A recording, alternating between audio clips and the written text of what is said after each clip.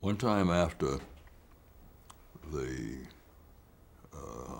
Ayatollah Khomeini government in Iran seized American hostages, I think there were 50-something, 52 maybe, and we had seen those pictures on television of the hostages in blindfolds being led away to a place we didn't know. Nobody knew where they were. Shortly after that, a person called me whom I didn't know, gave me a name that seemed unfamiliar, foreign sounding, and said he felt that the news media were too unfriendly toward the new Ayatollah Khomeini government, that it needed, the media, American media needed some balance. There was something to be said for the Ayatollah Khomeini government as opposed to the Shah's government, which had been deposed. And the guy had something of an accent, but he also had a good command of English.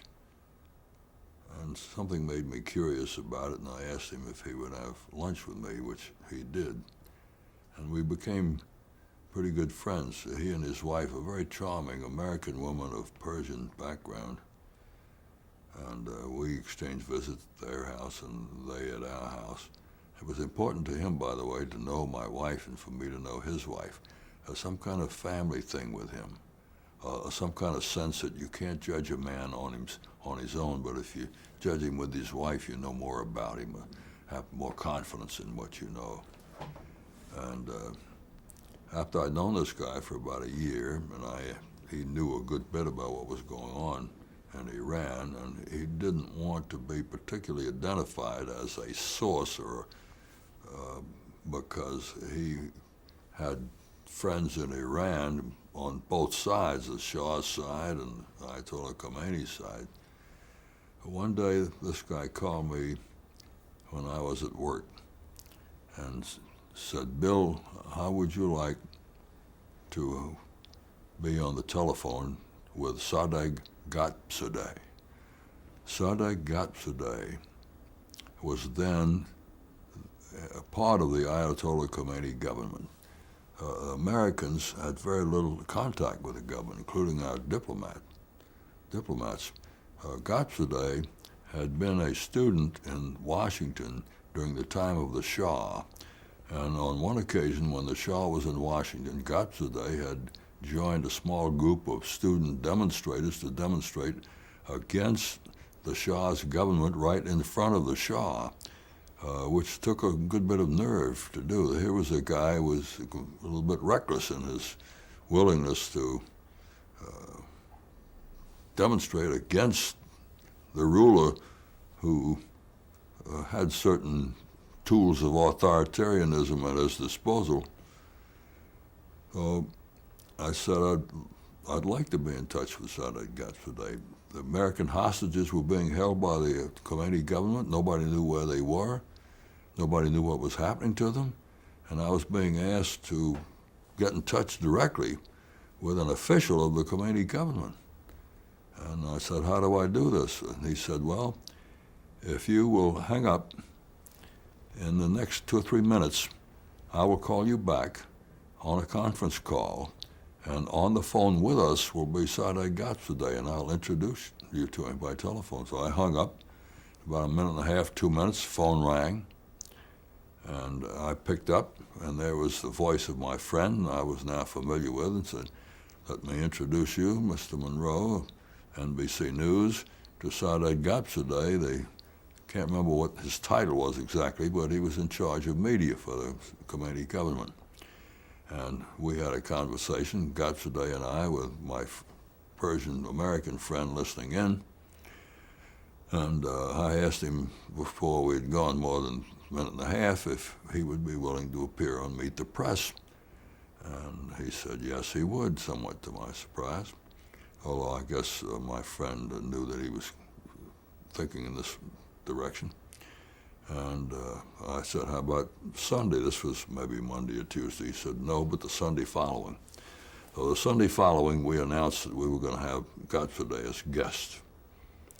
And then on something like Friday, 2 days before the Sunday program we had scheduled, ABC News announced they were going to have Ghotbzadeh. And I was astonished because I certainly thought my friend was talking about an exclusive interview, and Ghotbzadeh was talking about an exclusive interview. So I called my friend and asked him about this, and he said, "Bill, don't worry about it. I'll take care of that." And then he said, "Bill, which network is Meet the Press on?" And he was not clear which network Meet the Press was on. As a result of which the people in Iran were not clear about it. And Ghotbzadeh's own people knew he was going to appear on Meet the Press, but didn't know what network. And so they were talking to the ABC people and thinking the ABC people and the NBC people were virtually the same. And they promised ABC, they thought, in an interview, not knowing that this was not Meet the Press. But anyway, my friend had that scotched, and ABC, which had said right up to Saturday that they were going to interview Ghotbzadeh, found out they didn't have Ghotbzadeh as a guest at all. They never knew what happened. First they had him, then they didn't have him. I don't think they understood that the strings were being pulled by an American businessman of Iranian descent here in Washington.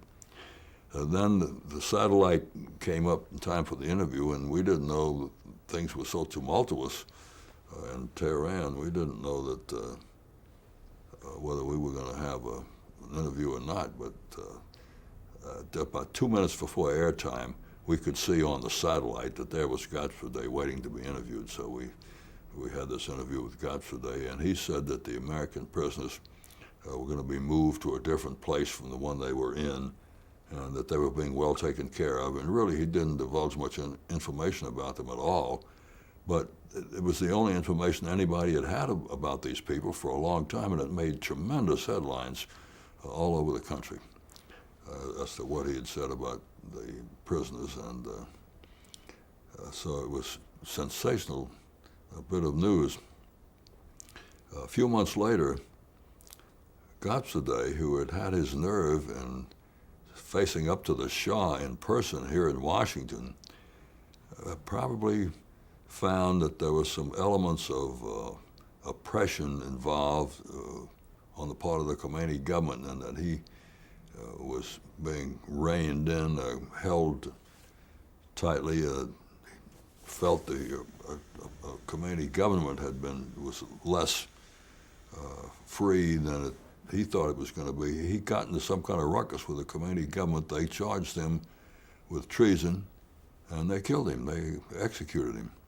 So I thought that undoubtedly the same impulses that he had toward freedom and toward making his stand recklessly and publicly affected him with one government as well as with the other, and I was amazed that he lost his life.